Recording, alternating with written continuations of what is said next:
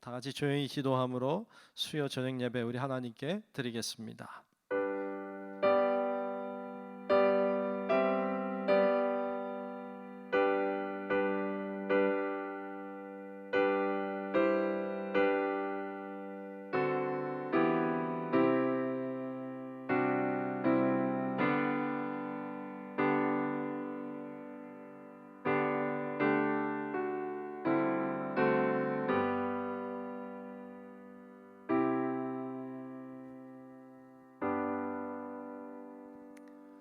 내가 전심으로 여호와께 감사하며 주의 모든 기이한 일들을 전하리이다.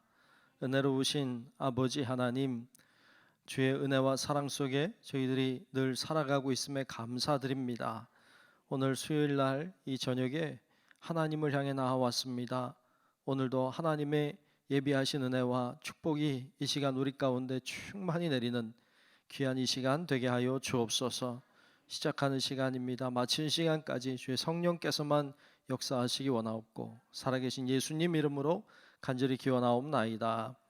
아멘. 네, 우리 찬송가 311장을 함께 부르겠습니다. 찬송가 311장입니다.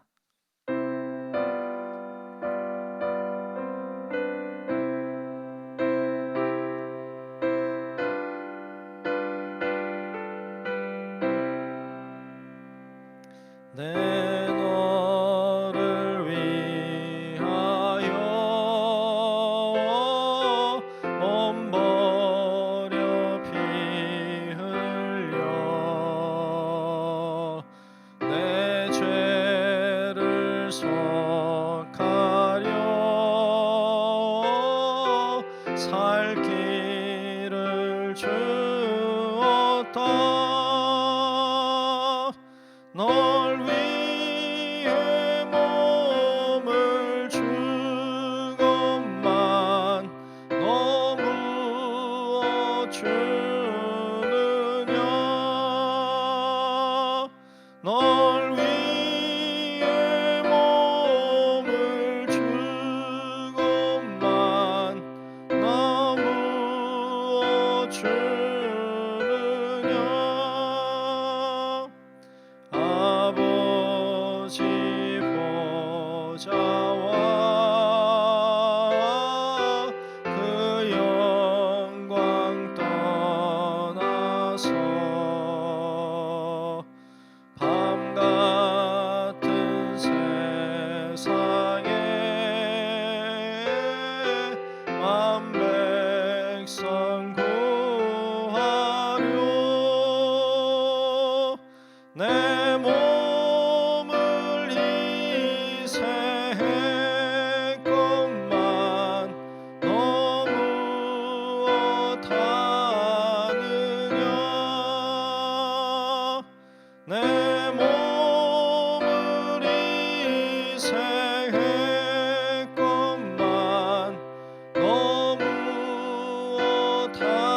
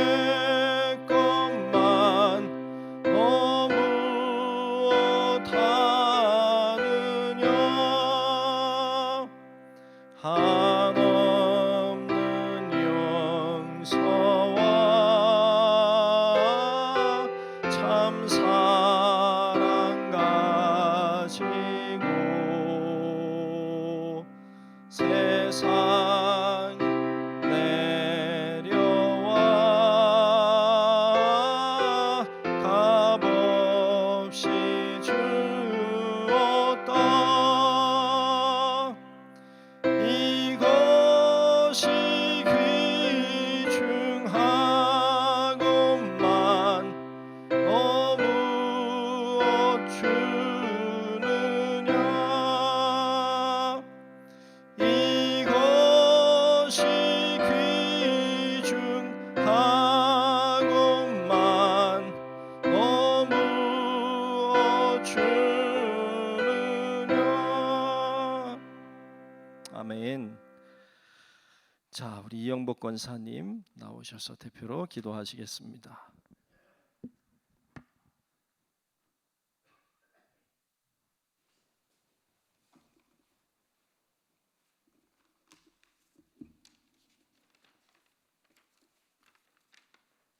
할렐루야. 우리를 영원토록 사랑하신 하나님 아버지, 지난 3일간도 잘 지켜주시고 오늘 수요 저녁 주예전에 모여 하나님을 예배할 수 있어 감사합니다. 세상의 유혹을 따라 허망의 삶을 살아왔음을 고백합니다. 우리 안에 있는 더러운 욕망을 주의 보혈로 씻어주시고 십자가의 은혜로 깨끗하게 씻겨주시옵소서. 주님, 오늘 저에게 크신 은혜로 채워주시기를 기도합니다. 함께 모여 고개 숙여 주님을 예배하는 모든 성도님들이 주님의 은혜로 충만하게 하여 주시옵소서. 주의 궁정에서의 한날이 다른 곳에서의 첫날보다 나은즉 오늘도 신실한 믿음으로 성전에 나와 수요 저녁 예배에 참석한 성도들과 부득이한 사정으로 영상을 보며 비대면 예배하는 모든 심령들이 신령과 진정으로 예배하게 하옵소서. 코로나 바이러스로 인하여 힘든 역경의 시간들을 인내하며 보내고 있는 모든 성도님들이 주님께 의지하여 찬송하며 기도하여 승리하게 하옵소서. 날마다 말씀을 읽고 묵상하여 하나님과 동행하는 참된 그리스도인이 되기를 원합니다. 아픔과 고난을 당할 때 믿음을 잃지 않게 하고 굳게 믿음을 지키게 하옵소서. 10월은 교제하는 달입니다. 소망 중에 계신 하나님, 우리가 하나님 안에서 교제하게 하시고 그리스도가 중심이 되어 말씀을 나누고 마음을 나누고 은사를 나누고 물질을 나누며 하나님의 뜻에 의해 교제하는 성숙한 성도님들 되게 하여 주시옵소서. 지난 특별 새벽 기도회를 은혜 가운데 잘 마치게 하심을 감사드립니다. 감사하는 삶이 온전히 영과 육에 배어들어 원망이나 저주나 악독과 부정한 말이 나오지 않게 하시고 하나님의 사람으로 감사가 풍성한 삶을 살게 하옵소서. 소망 중에 계시는 하나님, 저희가 부한자에게 정함이 없는 재물이나 소유의 소망을 두지 말고 오직 하나님께 소망을 두어 넉넉히 눌러 후히 주시는 하나님의 축복의 통로가 되게 하여 주시옵소서. 우리 교회가 이웃에게 소망의 빛이 되게 하시고 세계 열방 가운데 선교하는 교회가 되게 하여 주시옵소서.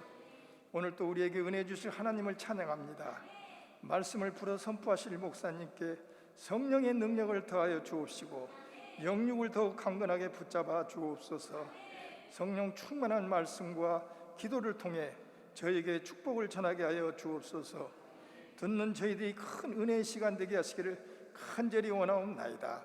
말씀 가운데 놀라운 치유와 회복의 역사가 일어나게 하여 주옵소서. 감사하며 우리를 더욱 사랑하시는 예수님 이름으로 기도드리옵나이다. 아멘.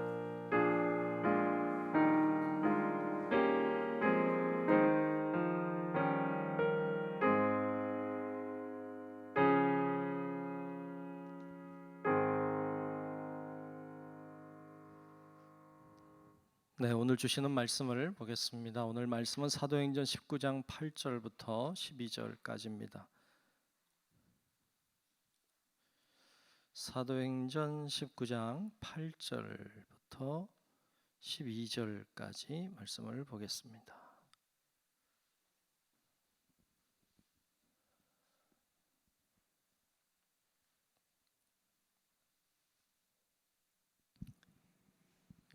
다 찾으신 줄로 알고 사도행전 19장 8절부터 12절까지 말씀, 제가 한 절 여러분들이 한 절 나누어 말씀 교독하겠습니다. 바울이 회당에 들어가 석 달 동안 담대히 하나님 나라에 관하여 강론하며 권면하되 어떤 사람들은 마음이 굳어 순종하지 않고 무리 앞에서 이 도를 비방하거늘 바울이 그들을 떠나 제자들을 따로 세우고 두란노 서원에서 날마다 강론하니라.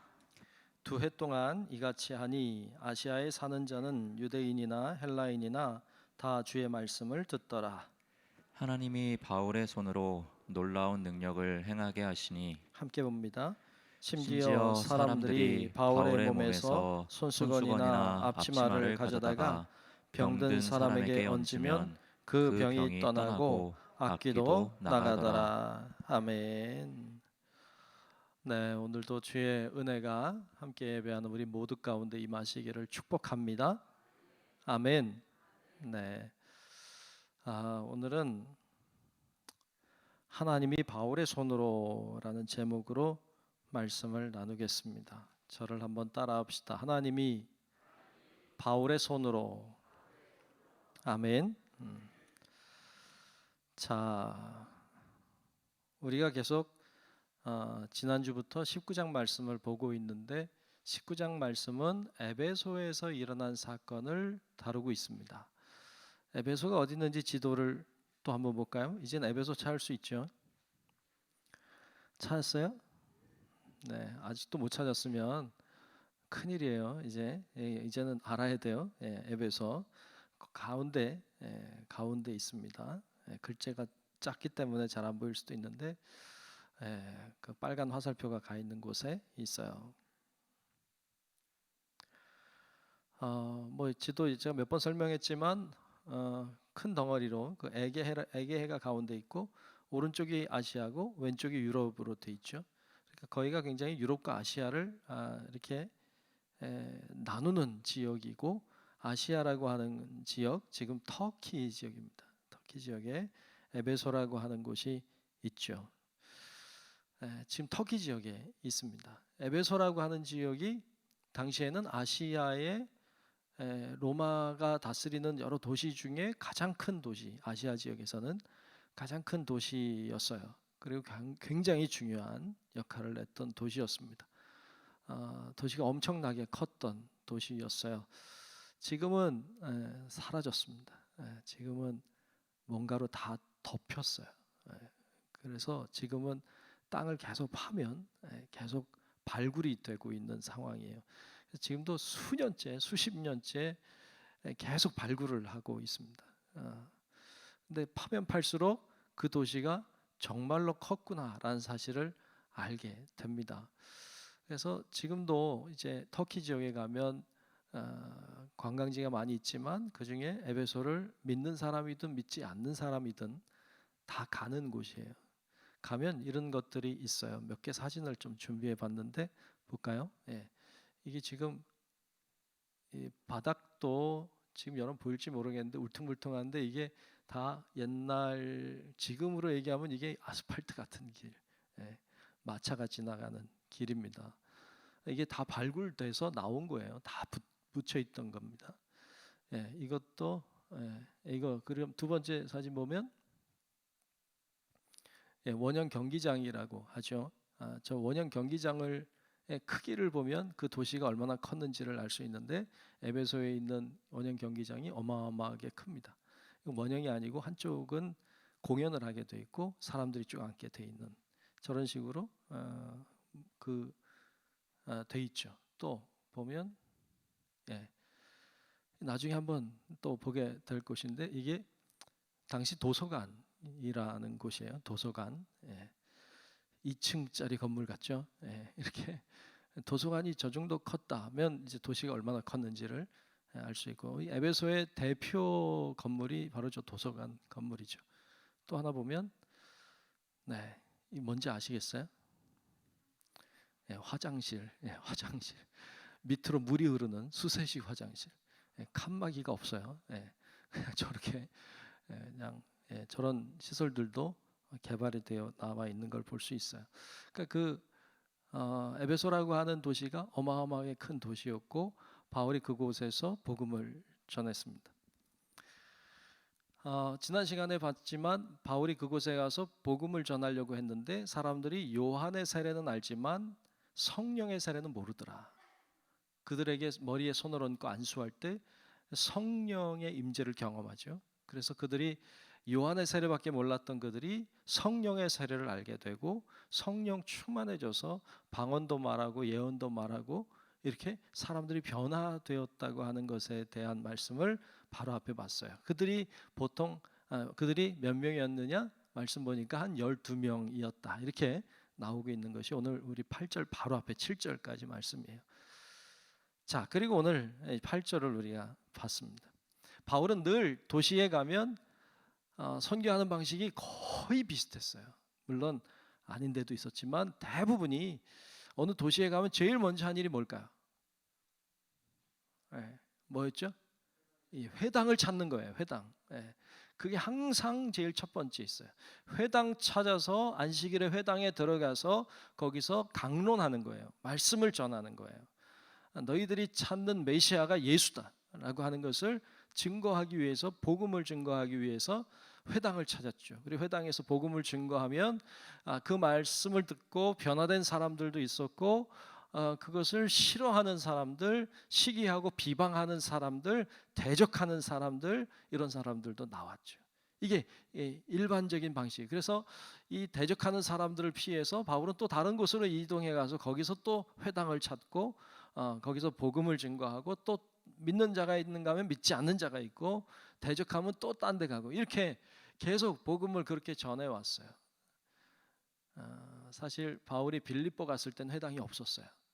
그래서 루디아를 넥가에서 만났죠. 이런 사건들 빼고는 거의 다 대부분 가는 곳마다 회당을 통해서 복음을 전했어요. 에베소에서 어떻게 했을까요? 똑같이 했습니다. 에베소에서도 회당을 찾아갑니다. 그리고 그 회당에서 복음을 전해요. 그것이 오늘 8절 이야기예요. 자, 8절을 보겠습니다. 8절 보면 바울이 어디 들어갔어요? 회당에 들어가. 그렇죠? 회당을 찾았어요. 에베소에서도 회당에 들어가서 얼마 동안? 석 달 동안 담대히 하나님 나라에 관하여 강론하며 권면하되 그랬어요. 석 달 동안이나 에베소에서 말씀을 전했죠. 여기도 마찬가지로 순종하는 사람들이 있는가 하면 말씀에 불순종하는 사람들이 드러나죠. 그래서 9절에 보면, 9절 중반까지만 보면 이렇게 기록했어요. 어떤 사람들은 마음이 굳어서 순종하지 않고 무리 앞에서 이 도를 비방하거늘 그랬어요. 그 앞에는 사실은 순종하는 사람들 있었죠. 그 전에 성령의 세례도 있었죠. 그런데 불순종하는 사람들, 비방하는 사람들도 있었다. 이렇게 기록하고 있습니다. 여러분, 우리들도 전도하면 그렇죠. 전도해보면 아시잖아요. 전도해보면 다 좋아하던가요? 다 순종하던가요? 아니잖아요. 그렇죠? 전도지 나눠주면 고맙습니다. 그리고 받는 사람이 있는가 하면 안 받는 사람도 있고, 어떤 사람은 뭐라고 투덜대고 가는 사람도 있고, 어떤 사람은 막 욕하는 사람도 있고, 그래요. 여러분, 그런 경험을 할 때면 내가 왜 이걸 하고 있나 이렇게 생각이 들 수도 있죠. 근데 여러분 너무 그러지 마요. 왜냐하면 그런 일들은 예수님 때도 있었어요. 예수님 때도 예수님을 믿고 따르는 사람이 있는가 하면 예수를 싫어하고 미워하고 비방하고 죽이려고 했던 사람들이 있었죠. 바울 때도 있었어요. 바울 때도 순종하는 사람이 있는가 하면 비방하는 사람, 불순종하는 사람 있었어요. 오늘 시대에도 당연히 있는 거예요. 당연히 순종하는 사람이 있는가 하면 불순종하는 사람, 미워하는 사람, 비방하는 사람, 대적하는 사람. 오늘날은 그래도 죽이려는 사람 없잖아요. 이 당시엔 죽이려는 사람도 많았다고. 오늘날은 있나? 죽이려고 하는 사람 없잖아요. 큰일 나지. 그 시대에도 있었고 오늘의 시대에도 있다는 것을 좀 알 필요가 있죠. 자, 그래서 에베소에서 바울이 복음을 그렇게 전했어요. 똑같이 회당에 들어가서 말씀을 전하는 일을 했어요. 그런데 에베소에서는 선교 전략이 좀 바뀝니다. 어떻게 바뀌었을까요? 그 다음 9절 중반부터 보면 거기 이렇게 바뀐 것을 얘기하고 있어요. 자, 9절 중반부터 보면 이렇게 말했어요. 바울이 그들을 떠나, 비방하는 그들이죠. 그들을 떠나서 제자들을 따로 세우고, 그리고 두란노 서원에서 날마다 강론하니라 그랬어요. 아멘. 전략이 좀 바뀌었어요. 전략이 바뀌었어요. 그 전에는 회당에 들어가서 복음을 전하다가 누가 비방하고 대적하면 다른 데로 이동해 갔어요. 그냥 먼지 떨어버리고, 신발에 먼지 떨어버리고. 우리 앞에 18장에서 봤습니다만 고린도 지역에서도 안 받아주니까 그냥 신발에 먼지 떨어버리고 이방인에게로 간다, 그리고 갔어요. 근데 에베소는 아니에요. 에베소에서는 그렇게 안 했어요.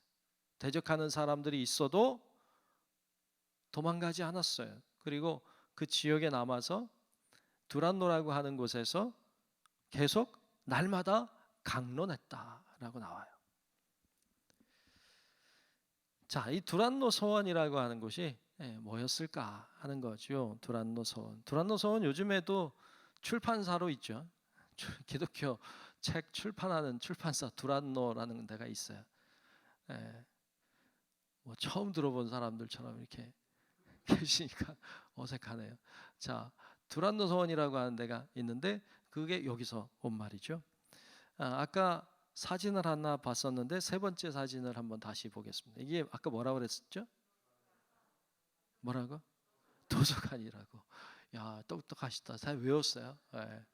이게 셀수스라고 하는 도서관이에요. 에베소에서는 참 유명한 도서관인데요.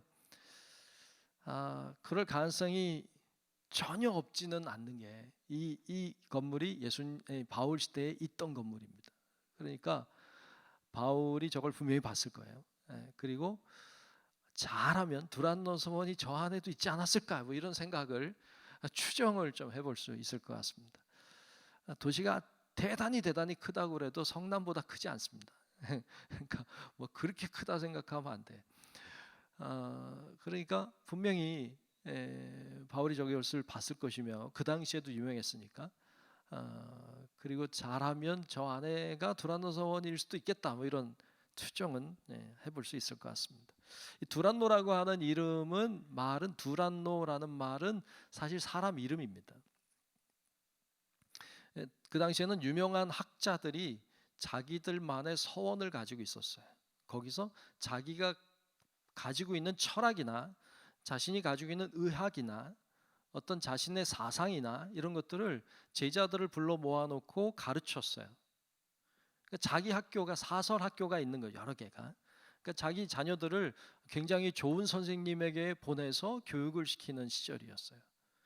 이 두란노 서원이라고 하는 것은 두란노라고 하는 사람이 이제 학생들을 가르치는 장소인 거예요. 서원인 거죠. 학교인 거죠. 근데 두란노라고 하는 사람이 철학가일 것이다, 사상가일 것이다, 뭐 이런 이야기들이 많고, 어떤 사람은 그 사람이 의사였다 이렇게 말하는 사람도 있어요. 왜냐하면 철학가일 가능성이 제일 많지만 의사일 가능성이 제일 그래도 높은 이유 중에 하나는 그 당시에 있던 여왕이 죽었는데 이 여왕의 무덤에 이 두란노 의사라고 하는 이름이 나와요. 그런 걸 보니까 그 사람이 이 사람이라면 아마도 의사였겠다. 그렇다면 의학을 아마 가르치는 그런 학교였을 것 같다는 거죠. 근데 누가도, 이 사도행전을 기록하고 있는 누가도 의사였잖아요. 그러니까 의사끼리는 좀 통하는 게 있어서 어쩌면 여기를 빌려서 사용하는데 누가가 도움이 됐겠다, 뭐 이렇게 추정도 할 수 있을 것 같습니다. 하여튼 이 두란노라고 하는 서원, 이 서원이라고 하는 말 자체도 서원, 오늘날에는 서원이라는 말 잘 안 쓰잖아요. 이 서원이라고 하는 말이 헬라어로 보면 스콜레라고 하는 말인데, 스콜레라고 하는 말이 에서 뭐가 왔는, 스콜레에서 스쿨이 왔어요.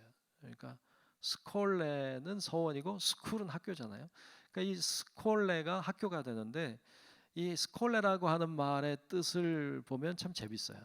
스콜레라고 하는 말 뜻은 지속하다. 그러니까 뭘 가르쳐서 계속 지속해 가도록 하는 곳이 학교라는 의미가 있고, 또 여가를 즐기다, 뭐 이런 뜻이 있어요. 학교는 뭐 하는 곳이에요? 여가를 즐기는 곳이에요. 오늘날에는 뭐 하는 곳이죠? 학교는 공부하는 것이죠. 공부하는 것. 근데 그 당시에 스칼레라 하는 말 뜻은 여가를 즐기다. 그러니까 공부가 즐기는 거였다는 거죠. 이게 이제 학교로 이제 발전해 갑니다. 바울이 하여튼 이 두란노 서원이라고 하는 곳 거기를 빌려서 사용했던 것으로 보여요. 그런데 자료들을 다른 문서들을 찾아보면 거기에는 바울이 몇 시에 썼는지가 대략 나오는데 오전 11시에서 4시 사이에 썼다. 뭐 이렇게까지 나와요. 근데 그 당시에는 학교를 굉장히 일찍 갔습니다. 그래서 뭐 지금 시간으로 얘기하면 뭐 6시, 7시 뭐 이쯤 가서요. 한 12시 정도면 끝나요. 그리고 오후에는 뭐 할까요? 예, 자요. 더운 나라니까 낮에는요 뭘 못해. 너무 더우니까. 그러니까 새벽같이 일어나서 공부하고 낮에는 잠을 자고. 더워서 못하니까. 그래서 못하는 그 시간에 바울은 사람들을 그 시간에 더운 그 시간에 모아놓고 말씀을 강론했다. 이렇게 설명이 되죠. 11시부터 4시는 아무도 활동하지 않는 때이죠. 그걸 통해서 바울이 얼마나 열심히 복음을 전했고 사역했는지도 좀 엿보게 됩니다. 하여튼 이 바울이 두란노 서원에서 사람들을 모아놓고 강론했습니다. 이 두란노 서원은 에베소 지역에 있었지만 오늘 말씀해 보니까 유대인들도 헬라인들도 와서 교육을 받는 곳이었고 그러므로 주변의 아시아 지역에 영향력을 미치는 아주 좋은 역할을 했던 것이 분명합니다. 바울이 그렇게 사람들을 양육하고 교육했던 곳이에요. 바울은 그거 안 했었어요. 바울은 회당에 가서 복음을 전하고 받아들이느냐 마느냐에 따라서 옮기고 또 복음 전하고 받아들이면 받아들이고 말면 말고 또 떠나고 이렇게 했는데 여기서는 교육을 했어요. 양육을 했습니다. 매일같이 양육하고 교육하는 일들을 행했습니다. 여기서 바울의 제자들이 많이 생겼을 것이 분명합니다. 근데 그들이 어떤 활동을 했는지 성경은 말해주지 않아요. 우리가 알 수 없지만 분명한 것은 바울의 제자들이 잘 세워졌다는 사실은 분명해요.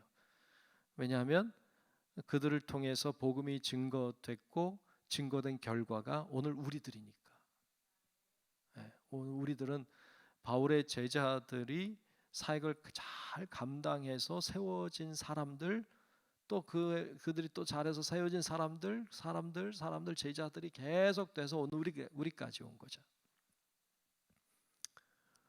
그러니까 바울이 이곳에서 사역을 잘 감당했고 수많은 사람들이 세워졌을 것이 분명합니다. 자, 그러면 이 두란노 서원에서 바울이 얼마 동안 있었고 어떤 사람들을 제자로 삼았을까요?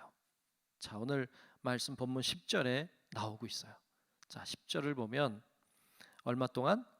2해 동안 2년 동안이나 그곳에서 에베소에서 두란노 서원에서 강론한 거죠. 이 2해 동안 이같이 하니 아시아에 사는 자는 유대인이나 헬라인이나 다 주의 말씀을 듣더라 그랬어요. 그러니까 계속 매일같이 강론하고 매일같이 교육하고 매일같이 양육하니까 많은 사람들이 그의 말씀을 복음을 듣게 됐죠. 조금 구분을 해보면 오늘날 여기도 제가 적어놨죠. 오늘날 그 회당을 그 당시의 회당을 오늘날 교회라고 하자면 그러면 당시의 서원은 오늘날 뭐라고 하면 좋을까요? 교육시설, 요즘에 교육관, 교육센터 뭐 이런 거라고 할 수 있죠. 회당이 교회라면 지금 두란노 서원은 교육시설이죠. 예배가 중요하죠. 교회에서 드리는 예배가 우선이에요. 그보다 앞설 건 없어요. 하지만 바울이 그것만 한 게 아니라 교육을 했어요. 양육을 했습니다. 예배를 넘어서 교육과 양육의 중요함에 대해서 이야기하고 있죠. 예전에는 교육을 그리 중요하게 생각하지 않던 때가 있었어요. 우리나라에도. 그래서 교육은 배부른 사람들이나 하는 것이다 이렇게 생각했던 시절이 있었고 교육은 남자만 받는 것이지 여자가 무슨 교육을 하느냐, 무슨 학교를 다니느냐 이렇게 얘기했던 때가 불과 그렇게 오래되지 않았습니다. 그런데 학교를 다니고 교육을 받은 사람들이 그들의 삶이 질적으로 더 높아진 것을 경험했어요. 교육을 받으니까 더 잘 살더라.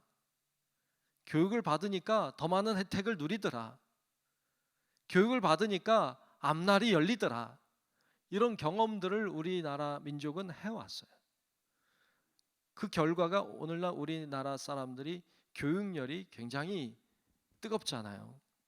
왜 뜨거워졌어요? 교육을 받으니까 사람들이 질적인 삶이 높아지더란 말이죠. 이걸 경험했어요. 그러니까 자녀들을 어떤 일이 있어도 교육을 시키려고 애를 썼어요. 나는 못 배워도 자녀는 이렇게 나처럼 안 살게 하고 싶다. 더 질적으로 좋은 삶을 살게 하고 싶다고 하는 애정, 어떤 그런 열망 때문에 자녀들에게 교육에 투자하기 시작했죠. 그래서 밥은 굶어도 애들 교육은 시킨다. 예. 여러분 다 그렇게 해오셨잖아요. 여기 계신 분 많은 분들이 그렇게 해오셨단 말이에요. 맞아요. 교육에 힘이 있죠. 인간이 인간답게 살 수 있게 해주는 힘도 교육의 힘이기도 하죠. 근데 여러분, 교육의 힘이 그렇게 중요하다는 거 우리가 알면서도 신앙교육의 힘에 대하여 그렇게까지 생각하지 않는 경향이 있어요. 교육의 힘이, 교육이라고 하는 것이 인간을 더 인간답게 살게 해주는 것이라면 신앙교육의 힘은요, 신앙인이 더욱 신앙인답게 만들어주는 힘인 거예요. 그래서 신앙교육이라고 하는 것이 굉장히 중요한 것이죠. 바울은 그전에는 복음을 선포하고 들을래 말래 그거였어요. 근데 이제 아니에요. 바울이 이제는 교육을 하기 시작하고 양육을 하기 시작했어요. 왜? 그거 해야만 된다고 하는 어떤 사명감에 불타게 된 것으로 보여요.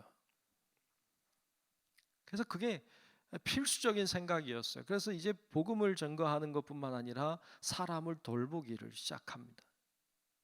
가르치기를 시작해요. 양육하기를 시작합니다.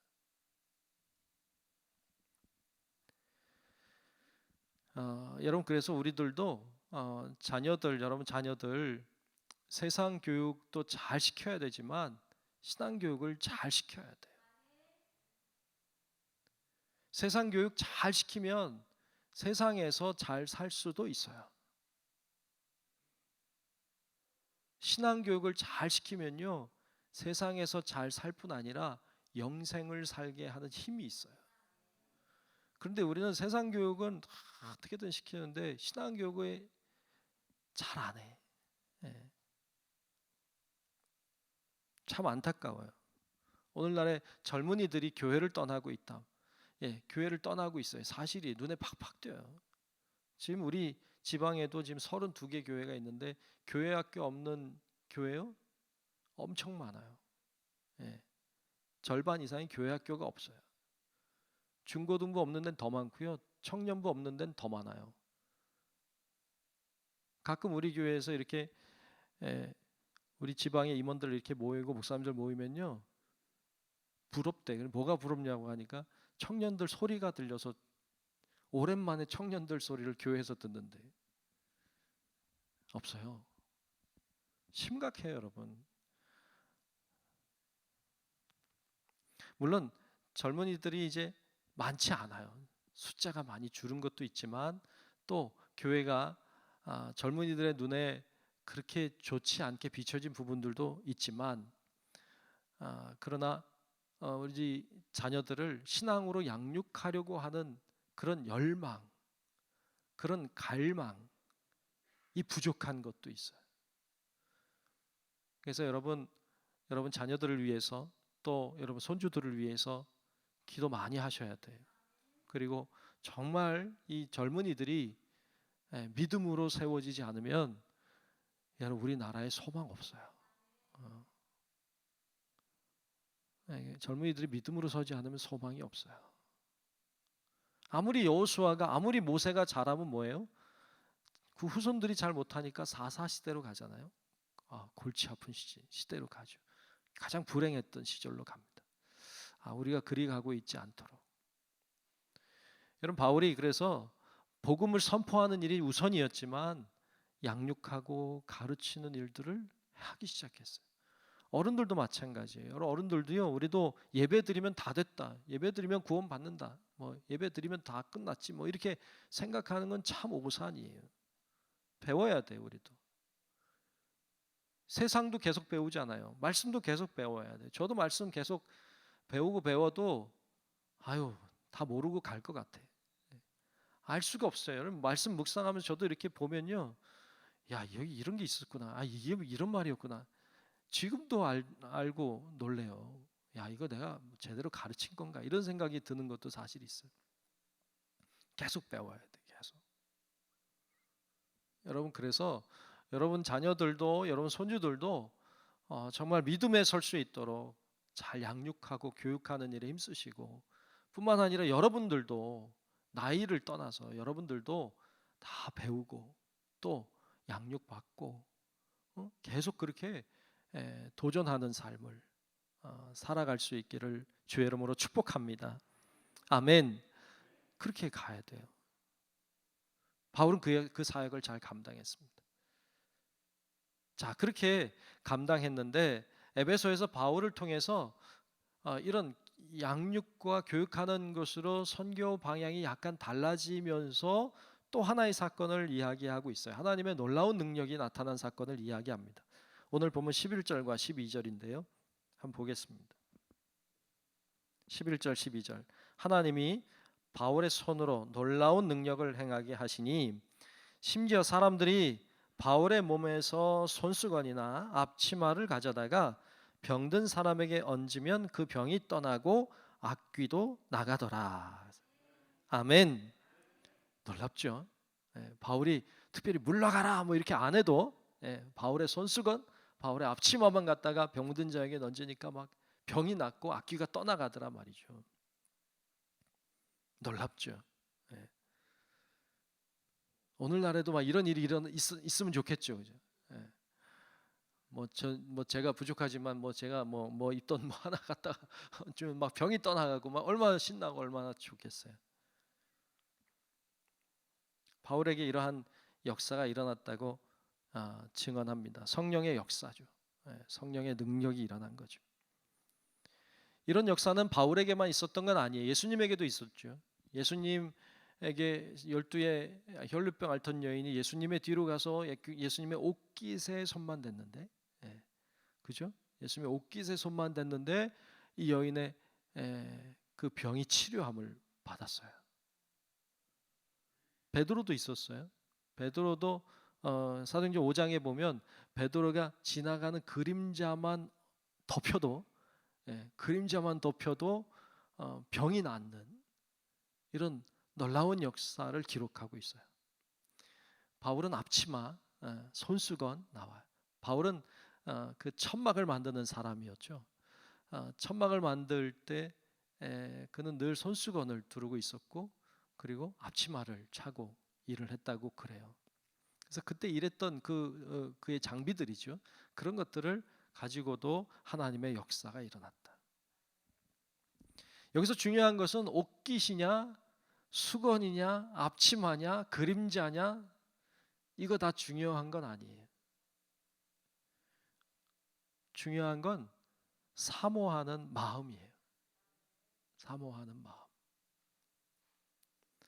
여러분, 그게 앞치마면 어떻고 손수건이면 어때요? 그게 옷깃이면 어떻고 양말이면 어때? 모자면 어떻고? 그게 무엇이냐가 중요한 게 아니라 사모하는 마음으로 나아가는 자에게 성령의 역사와 성령의 기적은 일어나게 될 줄로 믿습니다. 이건 오늘날에도 동일합니다. 사모하는 마음이 필요합니다. 사모하는 마음이 필요해요.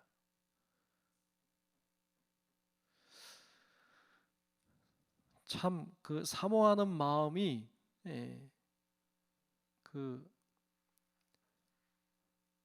참 많이 필요한데 많이 사라지는 것 같아요.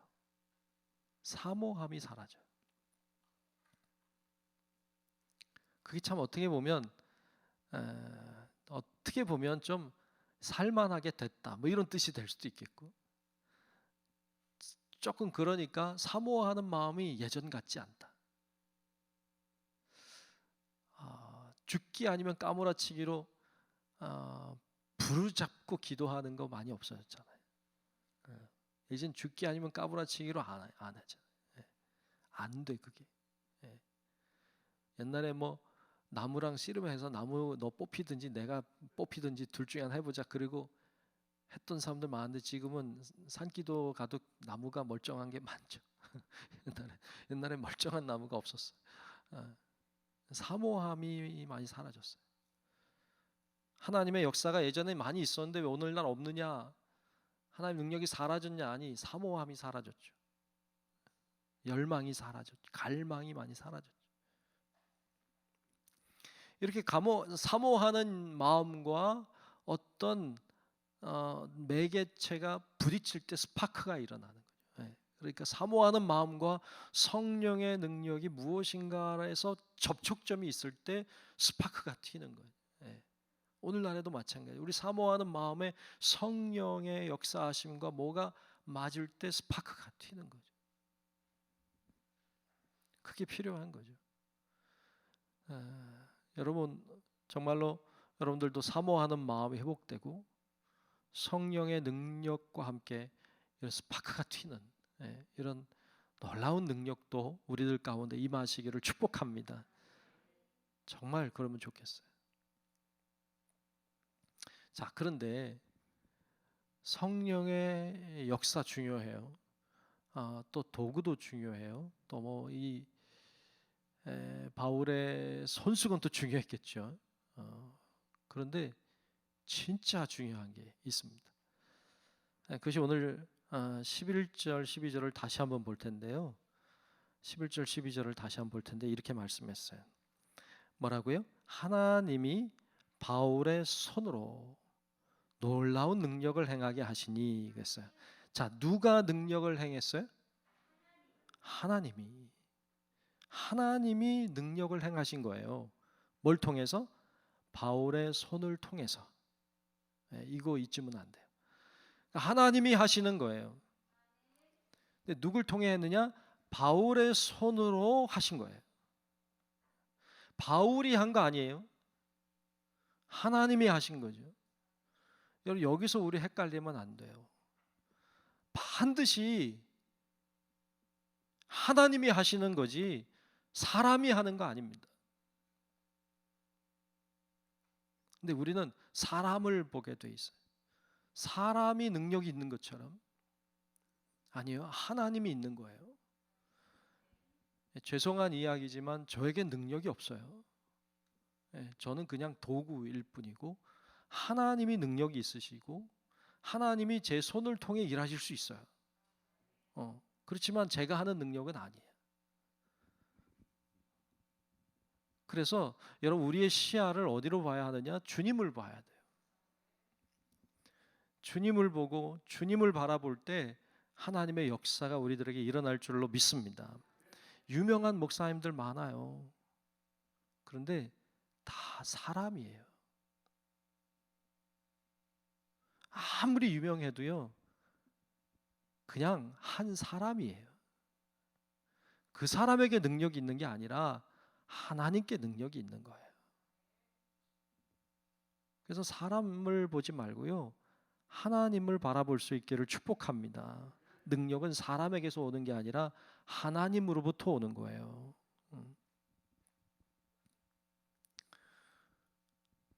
오늘 지역장 모임 할 때도 그런 말씀 잠깐 나눴는데요.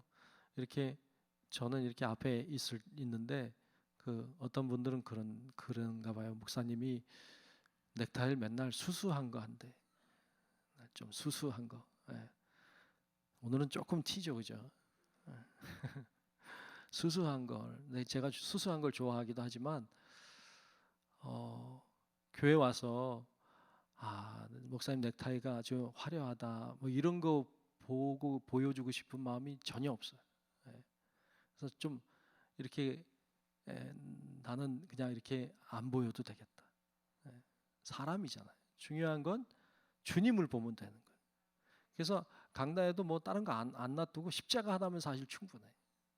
십자가 하나면 되는 거죠. 주님 보러 왔잖아요. 그러니까 교회 와서 뭐가 어떻다, 뭐가 저렇다 이게 아니라 교회 와서 주님 만났다. 그러면 된 거거든요. 그러면 다른 거 다 감춰줘도 돼. 다른 거 뭐 안 하고 싶어. 그냥 주님만 보이면 되니까. 어떻게 하면 주님을 볼 수 있게 할까? 이게 관심이죠. 어떻게 하면 주님께 집중할 수 있을까? 이게 관심인 거죠. 다른 건 중요하지 않아요. 능력은 그분으로부터 오는 거니까. 여러분, 그래서 우리의 시야를 다른 건 다 내려놓고 뭐 세상적인 생각들도 잡다한 것들 다 내려놓고 교회 와서 뭐 이것저것 보이는 것들 다 내려놓고 그냥 뭐 어쩌고 저쩌고 뭐 앞사람 뭐 파말 잘했니 뭐니 이런 거 하지 말고 파말 잘했든 못했든 그렇게 중요하지 않아요. 주님을 봐야 돼요. 주님을. 오늘 말씀의 제목이 그래서 하나님이 바울의 손으로 해. 하나님이 바울의 손으로 하신 일들이죠. 여러분 오늘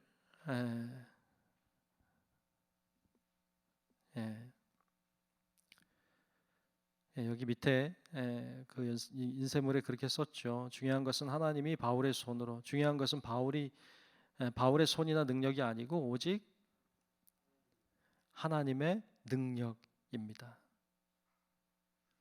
사람이 드러나지 않고 오직 예수 그리스도만 드러나야 합니다. 라는 거예요. 우리 사람의 능력이 아니라 하나님의 능력이고 사람이 보이는 게 아니라 예수 그리스도만 드러나고 보여야 합니다. 여러분 기억하고 우리도 그렇게 하나님의 능력을 바라보고 또 예수를 드러내는 그런 삶을 살아가서 여러분 정말 하나님께 영광 돌리는 우리 성도 여러분들 되시길 주의 이름으로 축원합니다. 기도하겠습니다. 내려오신 아버지 하나님, 오늘 저희들 말씀을 나눴습니다. 사도 바울이 말씀을 선포할 뿐 아니라 양육하고 교육했던 것처럼 하나님 저희들도 양육하고 교육하는 일에 또 우리가 받는 일에 열심을 다하게 하시고 하나님의 능력이 바울을 통하여 우리에게 임한 것처럼 능력이 주님으로부터 온다는 것을 잊지 아니하고 다른 것 보지 아니하고 주님 바라보고 다른 것 사모하지 않고 주님 사모하며 갈망하며 그렇게 능력을 체험하며 살아가는 우리 모든 성도들 되게 하여 주시옵소서. 예수님 이름으로 간절히 기도하옵나이다. 아멘. 찬송가 338장을 함께 부르겠습니다. 338장 하겠습니다.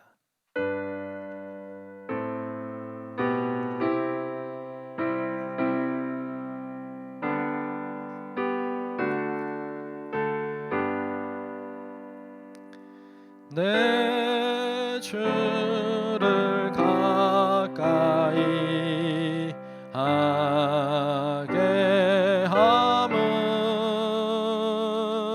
십자가 짐 같은 고생이나 내 일생 늘 찬송하면서 주께로 나가기 원합니다.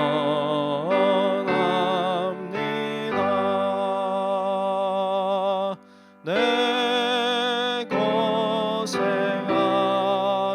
것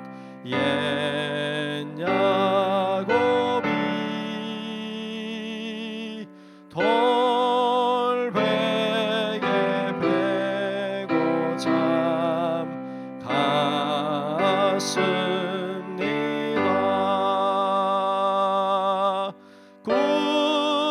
꿈에도 소원이 늘 찬송하면서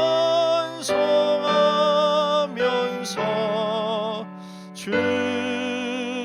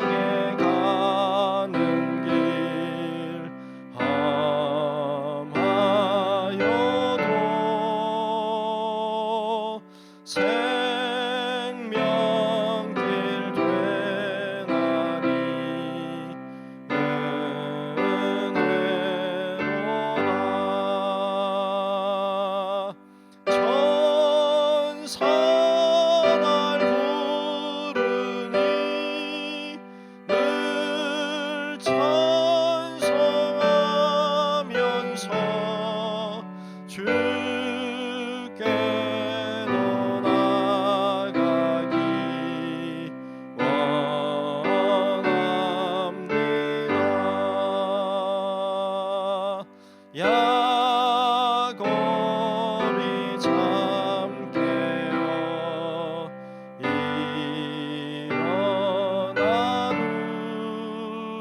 후 돌간을 쌓은 것 본받아서 숨질 때 되도록 늘 찬송하면서 주께 더 나아가기 원합니다.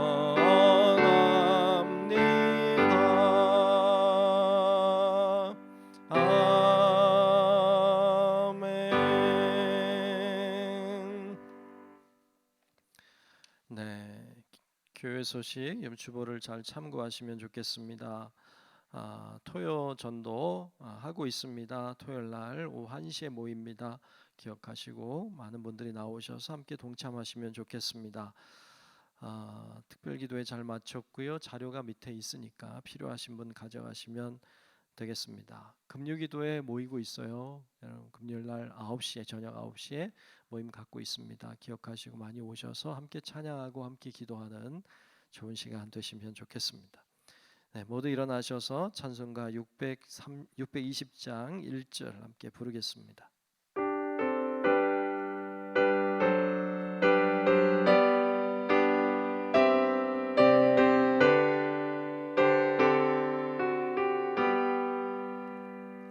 여기에 모인 우리